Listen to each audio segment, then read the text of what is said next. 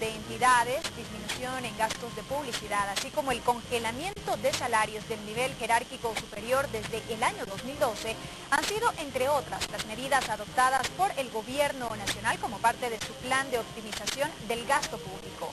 En medio de la situación de desaceleración económica actual, ¿cuál ha sido el impacto de estas iniciativas que, según se ha dicho, buscan fortalecer el manejo de la gestión administrativa?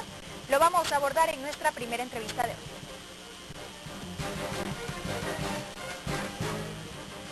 Cristian Castillo, máster oficial en Gobierno y Administración Pública por la Universidad Complutense de Madrid. Magíster en Desarrollo y Comportamiento Organizacional por la Universidad Diego Portales de Chile. Consejero de Gobierno.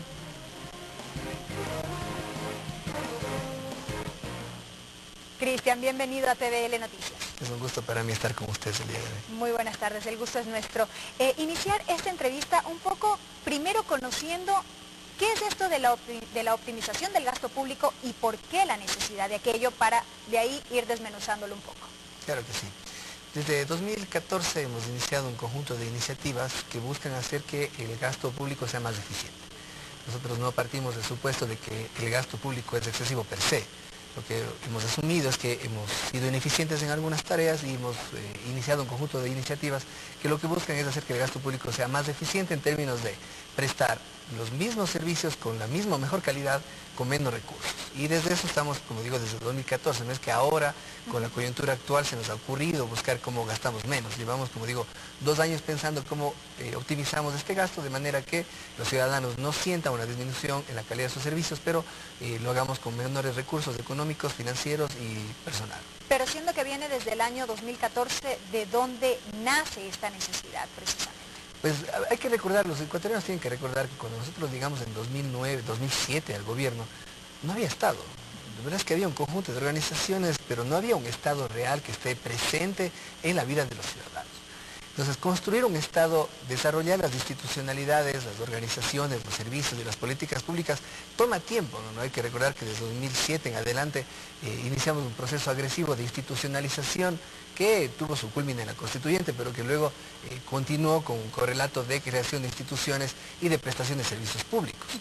No hay que olvidar que hasta cuando nosotros llegamos al gobierno, el 72% de los niños se educaban en el sistema público y el 28% en el sistema privado, pero este efecto contra natura ha hecho que el 80% de los chicos ahora se eduquen en el sistema público y solo 20% en el sistema privado.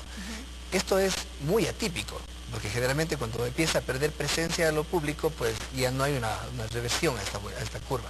Sin embargo, en nuestro caso ha pasado. Se ha ido generando confianza en este ámbito. Exactamente, entonces hay mejor calidad de la educación. No solo mejor calidad de educación, sino que además estamos en más territorios con mejores servicios. Pero no solo en educación, también en salud. Todo el mundo sabe que el sistema de salud ha mejorado muchísimo porque está más presente, con mejor atención, con mejores médicos. Entonces, construir este Estado que se compromete con este conjunto de servicios públicos para los ciudadanos, toma su tiempo. Una vez que llegamos a este punto nos preguntamos, ok, ¿cómo lo hacemos más eficientemente? Y llegamos a este punto en 2013. En 2013 empezamos a pensarnos cómo lo hacemos más eficiente y estamos pues desde 2014 con este conjunto de iniciativas. Y insisto, al principio no podíamos llegar a decir cómo ahorramos. Si antes no había qué hacer, no teníamos nada. Entonces fue el momento de empezar a construir un proceso adecuado que, llegado 2013, 2014, llegó el momento de decir, ok, ya lo hacemos, tenemos sostenimiento, tenemos una infraestructura buena, ¿cómo hacemos que esa infraestructura sea más efectiva? Sí, pero un poco alejándonos del tema de salud y educación sin desmerecerlo de ninguna manera, porque ha sido importante los logros que se han alcanzado en estos aspectos. Usted hablaba precisamente de esto, ¿no? De esta necesidad de generar institucionalización en el país que antes no había, pero precisamente esto ha sido materia de crítica en todo este último tiempo. Tal es el punto que, a propósito de la coyuntura actual de desaceleración económica que vive el país, se ha manifestado, bueno, ¿por qué la necesidad de tantas instituciones públicas, de tanta burocracia que existe en el país, como han manifestado sectores de oposición? ¿Qué decir entonces? Es una falacia asumir que el tamaño de un Estado se mide por la cantidad de organizaciones que tiene. Eso no resiste ningún análisis académico. El tamaño de un Estado se mide básicamente por la cantidad de personas que ocupa en relación a la población económicamente activa. Nosotros estamos en 9.2 Latinoamérica está por sobre el 14%, se mide por el impacto, la presencia que tiene el presupuesto en el PIB, nosotros estamos cercanos al 30% del PIB, la media latinoamericana está en el 30-32%, y si nos comparamos con Europa estamos muy debajo porque está en el 42-45% del PIB. Se mide, no se mide entonces por la cantidad de organizaciones que hay. Entonces, claro, dicen que el tamaño del Estado es demasiado grande, ¿comparado con qué? Porque no hay la verdad es que no hay un consenso en la teoría sobre cuál es un tamaño adecuado. Siempre se entiende que el tamaño es suficiente en función de lo que se compromete a prestar. Entonces, cuando caen en esta falacia de la cantidad de organizaciones, siempre nos juzgan como que hay demasiadas organizaciones públicas. Pero la verdad es que, como bien ha señalado el presidente, cuando nosotros llegamos al gobierno, habían 210 entidades públicas y nosotros eliminamos 100 y hemos creado 40 y 48. De esas 48 que hemos creado hemos ido optimizando 10 al día de hoy. Entonces, al día de hoy hay 138 entidades públicas. 138. En total. En total. ¿Ya? Del Ejecutivo, más un conjunto de entidades públicas que están asociadas con las superintendencias, pero que en total no llegan a 160 las entidades públicas del gobierno central. Que es una cifra menor a la que entonces con la que empezamos, en efecto. Y más importante es que si usted compara esto con la media internacional, estamos muy por debajo. Fíjese que el caso español, por ejemplo, tiene 6.000 entidades públicas. 6.000. Nosotros no llegamos a 160 entidades públicas. Lo que sí molesta es que hay una preocupación de primera mano por empujar la política pública. Pero eso es un modelo de gestión. Eso es una forma del presidente de gerenciar.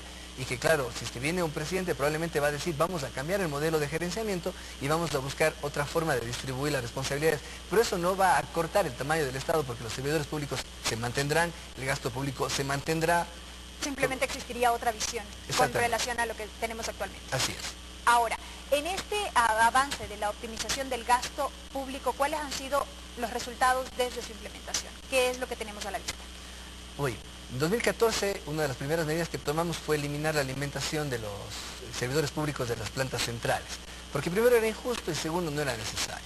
Entonces, con eso ahorramos 50 millones de dólares, solo en 2014.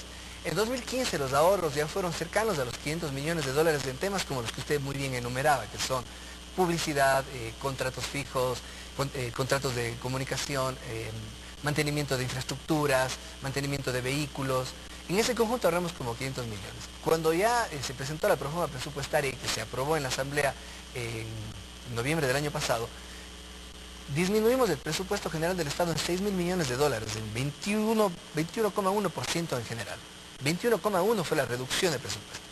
Esto obviamente tiene un correlato en disminuir el conjunto de proyectos de inversión que nosotros ejecutamos, porque el presidente siempre ha sostenido que nuestra variable de ajuste van a ser los proyectos de inversión. Por lo tanto, durante este año no tenemos proyectos nuevos, salvo un conjunto de excepciones, pero en general lo que estamos haciendo es la curva de inercia que nos lleva a terminar todas las cosas que veníamos ejecutando o diseñando desde hace un par de años.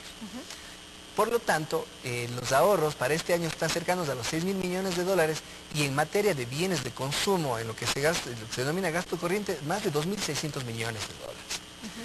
En personal hemos ahorrado 70 millones de dólares este año porque a finales de 2015 no se renovó el contrato de 16.000 servidores públicos. No es mucho más lo que se puede hacer, ¿no? Porque el conjunto de la masa salarial está en profesores médicos, policías, militares, gente que atiende niños de primera infancia. Entonces sí hemos hecho ahorros porque hemos visto que ahí podemos ser eficientes en términos de que podemos asignar más tareas a menos personas. Pero tampoco es que vamos a reducir a la mitad los servidores públicos porque no somos muchos, insisto. Solamente comparándonos con la media latinoamericana estamos por debajo de la media latinoamericana. 475.000 servidores, que eso ocupa el 9.2% de la PA ocupada. Como digo, en comparación con la región latinoamericana estamos por debajo, que está ahí alrededor del 14-15%. Sobre esto, el presidente de la República en reiteradas ocasiones ha manifestado que parte de ese grueso tiene que ver, por ejemplo, con maestros, profesionales de la salud y demás. ¿Es así? ¿Cómo está más o menos distribuido esa cifra? El 84% de los servidores públicos del gobierno central, el 84% son profesores, policías, médicos militares, personal que atiende primera infancia. 84%. El otro 16% no quiere decir burocracia ni burocracia dorada, quiere decir personal técnico de otras áreas, como por ejemplo, fedatarios del Servicio de Rentas Internas, agentes aduaneros, técnicos de agrocalidad, técnicos del registro sanitario, ¿qué le puedo decir? Técnicos del IEPI, técnicos del MAE, personal que opera las centrales hidroeléctricas, etcétera, etcétera. Entonces siempre son personal técnico y la masa de administración siempre tiende a ser muy pequeña. Entonces, claro, cuando dicen no deberíamos tener mucho, deberíamos eliminar todo eso, habría que decir, bueno, ¿quién prende la luz? Porque, ¿cómo le hacemos? ¿O quién cobra los impuestos? ¿O quién vacuna al ganado para evitar la fibra aftosa? Etcétera, etcétera. Entonces, en efecto, este es el 84% y hemos precautelado no afectar a ese 84% con la reducción que hicimos a inicios de este año. Usted manifestaba al inicio de esta entrevista que este plan de optimización del gasto público no es reciente y no se da a propósito de la coyuntura económica actual que vive el país. Sin embargo, cabe destacar que esta situación de desaceleración económica se viene sufriendo desde el año que culminó, lo seguimos viviendo este año. Habrá que ver cómo se mantienen todavía ciertos factores como el precio del barril del petróleo y una serie de factores que inciden en ese aspecto. Entonces, a partir de ello, ¿cómo entender o cómo hacer entender que estas medidas no tienen relación con esto? Porque evidentemente se van a tener que seguir adoptando una serie de medidas para hacer frente a la coyuntura. En efecto, en la medida en que el frente externo, la tormenta perfecta que hablaba el presidente de la República en varias ocasiones, nos ha atacado, nosotros hemos tenido que tomar medidas de ajuste. ¿Cómo no? Pero claro, esas medidas de ajuste no tienen que ver con cargas impositivas para los más pobres. No hemos subido la luz, no hemos subido la gasolina, no hemos subido el agua. Recién ahora estamos subiendo el 15% a los impuestos de consumo especiales de celular, pero los hemos bajado. O sea, recién ahora cuesta 1 centavo la llamada, el minuto de llamada. Acuérdese, hace 4 o 5 años costaba 20, 15 centavos el minuto de llamada. Entonces, nosotros hemos sido conscientes de que tenemos un conjunto de medidas que tomar, pero insisto, no porque nos ha caído el conjunto de agentes externos que han afectado. Teníamos desde antes pensando en cómo podíamos ser más eficientes y precautelando siempre la sostenibilidad del gasto. Y dada la coyuntura hemos acelerado el conjunto de medidas, pero no es que nos preocupa ex post, nos preocupaba ex ante. Esto en cierta medida es respuesta también a una serie de críticas surgidas a partir de lo ocurrido con el terremoto que enfrentó nuestro país. O sea, digo esto ¿por qué? Porque se ha manifestado, hubo el terremoto, se han activado distintos frentes para brindar atención, se están tomando una serie de medidas a nivel legislativo para poder paliar esta situación, esta emergencia, y hay quienes dicen el gobierno no ha hecho nada. Entonces, esta serie de medidas adoptadas en cierta medida, permítame redundar, constituirían una respuesta a aquello. Claro, es que además no es una respuesta después del evento, es una respuesta previa que venimos tomando desde hace 2 años. Exacto. Por eso, en efecto, el terremoto fue un hecho inesperado y desastroso y muy triste. Pero no es que no estábamos preparados y que a partir del terremoto nos preguntamos, ¿y ahora cómo vamos a hacer? No, nosotros veníamos desde antes pensando cómo podíamos hacer que el gasto sea más eficiente. Y tenemos que decirle ahora a la ciudadanía, compañeras, compañeros, pierdan cuidado porque nosotros venimos pensando de cómo hacer más eficiente la prestación pública, disminuyendo los gastos que hacemos en la prestación desde el año pasado y no porque sucedió el terremoto.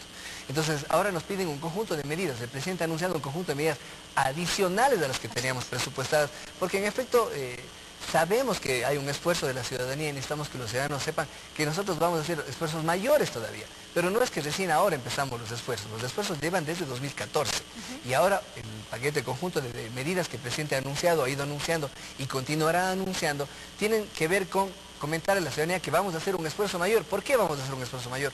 Porque lo que teníamos pronosticado tenía que ver con un escenario. Pero el escenario actual nos obliga a tomar más medidas. Pero insisto, no es que no hemos tomado medidas.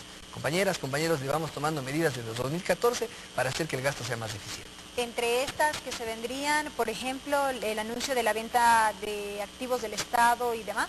Pues la venta de activos del Estado, la reducción de un conjunto adicional de otras entidades públicas, la reducción de un conjunto de personal. ¿Eso es un hecho? ¿La reducción o la fusión, en este caso, de otras entidades? Que ya lo hemos venido haciendo, ¿no? Desde noviembre de 2015 ya eliminamos el Instituto Nacional de Preinversión, la Secretaría Técnica del Mar, la empresa de infraestructuras pesqueras, la empresa de parques, fusionamos el Instituto de Alimentos con la Empresa Nacional de Alimentos y así un conjunto de medidas adicionales. El presidente anunciará el conjunto de medidas que correspondan de acuerdo al análisis que él mismo haga, pero es parte de la materia y si es que corresponde las haremos, que la ciudadanía no pierda cuidado. Pero no solamente son las únicas medidas, como usted muy bien ha señalado, también tenemos otras medidas que tienen que ver con la venta de activos en los casos que corresponde, el Banco del Pacífico, los canales incautados y pues el conjunto de análisis que nos lleven a generar liquidez en la economía. Pero insisto, no es porque ahorita se nos ocurre, es que llevamos 2 años pensando en esto y hemos tomado medidas en esta materia. Cristian, muchísimas gracias por habernos acompañado y por brindarnos esta información. Un gusto para mí estar con ustedes. Gracias. Cristian Castillo, consejero del gobierno, hablando en torno a este plan de optimización del gasto público que se ha venido generando desde los últimos años. Tiempo de la traducción al quichua con César Guanolena.